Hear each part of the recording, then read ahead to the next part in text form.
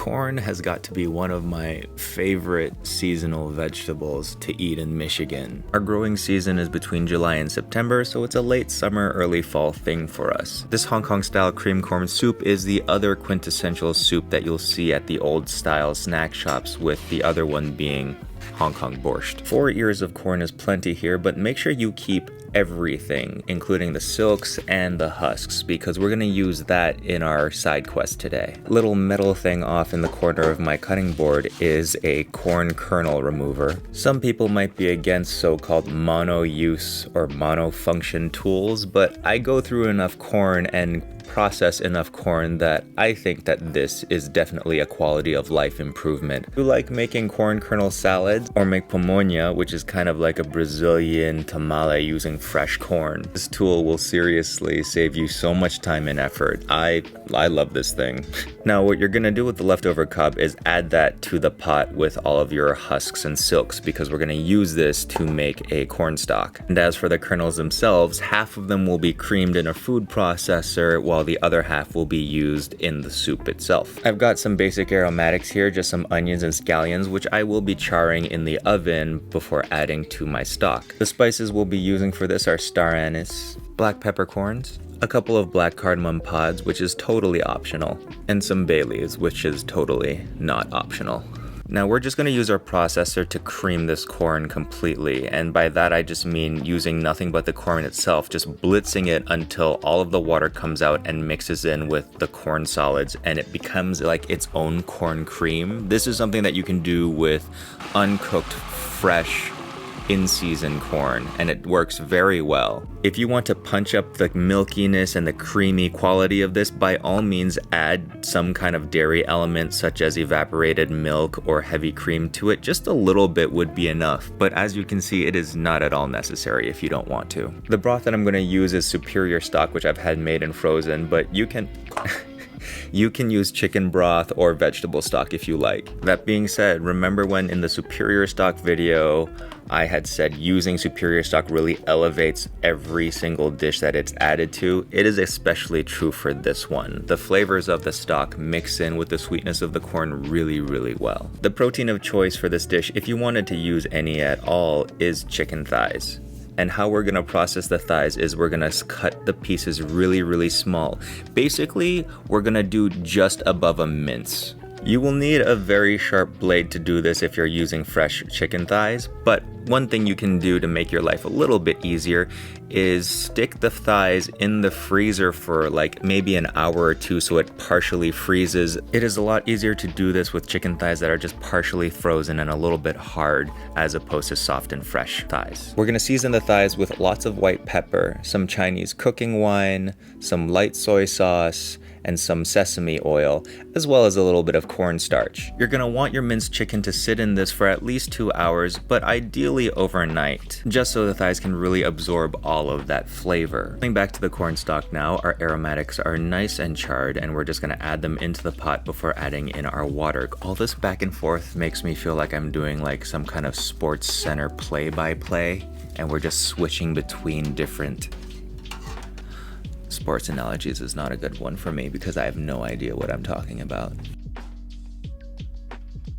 Anyways, back to the corn soup. At this point, it should be tasting pretty good, like good enough to drink on its own. Now it's time to add all the fixings. Put in 1 cup of the corn, and for the chicken, what you're gonna wanna do is put the hot soup into the chicken first so that it doesn't all clump together. If you put the chicken in raw right into the soup, what's going to happen is all that cornstarch will bond together and you're gonna end up with just like a lumpy mess. You want all those chicken pieces to be separate so that your soup has a pretty even distribution of corn and chicken. With all of our components assembled, we're going to thicken the entire soup with cornstarch now. It's important to make sure that you've cooked your corn soup a little bit before this stage because there's a lot of cornstarch already in the soup, so you might not need to add as much as you think. Let the soup come to a little bit of a bubble first, and once you realize that whether or not it's thick enough, add in your cornstarch later. Once it starts to bubble in this way, then you know that it's thick enough. This is totally optional and a spur of the moment idea that I had, but I wanted to make my corn soup a little more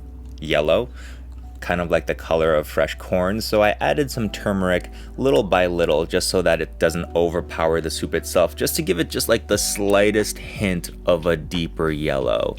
Totally for aesthetic purposes, and the fact that turmeric is healthy, so I figure why not.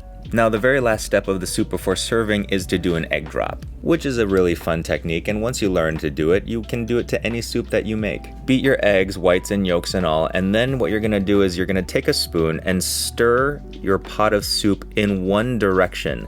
The reason why you wanna do it in one direction is because when you pour in the steady stream of egg, you want the cooked egg strands to be long and dramatic and aesthetically pleasing, and stirring in one direction makes sure that you don't break those eggy strands. Also do this using just egg whites. That would produce more white strands, which would contrast nicely with any darker colored soup. As this is kind of like a home cooking demonstration, there's no real need to like waste a good egg yolk, just use them both. I decided to add 2 more eggs to this because I wanted more eggy strands, and that's what I'll call them from now on. Now with the egg all in there, the soup has thickened even more. It's almost got like a chowder quality to it. A nice thick creaminess that is really like stick to your ribs satisfying. And even though this is normally served as a soup, it's oftentimes served like on top of rice. Putting this on top of a bowl of rice and kind of like eating it as a stew or a sauce is super satisfying. I used to do it all the time as a kid, where I would just pour in my bowl of rice into this soup and eat it together. Now there is an even easier way to make this soup, and I'm gonna walk you through it. You're gonna need some canned creamed corn, which oddly enough doesn't have any dairy in it. So we're just gonna make this soup a vegan version just because we can. For the sake of this part, pretend that those fresh kernels are either frozen or canned corn, because in this case it doesn't really make a difference.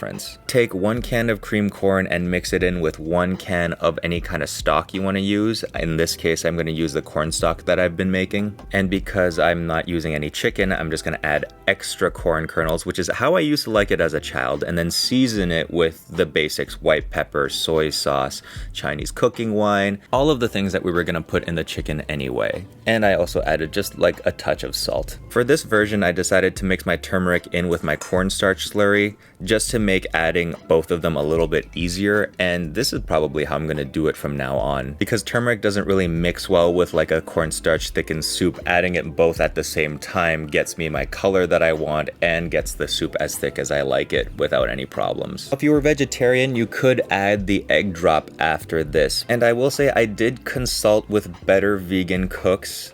In this case, Joanne, the Korean vegan. I asked her if just egg successfully can egg drop well into a soup, and she said that she tried to do it with like I think a ramen before, and it didn't really work out. It kind of just turned into clumps, which honestly might actually work as part of a chicken replacer, but you know, I haven't found a good vegan egg drop solution yet. If you know of any, definitely hit me up in the comments and we will give it a try again. Now we have hit the final act of the cornstalk saga. We're straining the cornstalk now, and what I'm going to do is I'm actually going to turn this into like a drinkable broth instead of just a base stock. I'm adding in 2 tablespoons of mushroom powder, which makes it taste pretty damn good on its own. But I wanted to kick it up a notch and actually add in miso. Using interesting stocks to make very one-off and unique miso soups is like one of my favorite things to do. Because miso is so versatile and complementary, making seasonal vegetable stocks and then simply adding miso to it is one of the best ways to maximize the seasonal produce in your area, because nothing tastes better than local produce. And when you add something as versatile as miso paste to it, what you end up with is something that is special, something that is unique to you, your place, and that moment in time. And yes, if you didn't know, that is literally all it takes to make miso soup. You just start off with a broth and then you just put miso paste in it. That's it.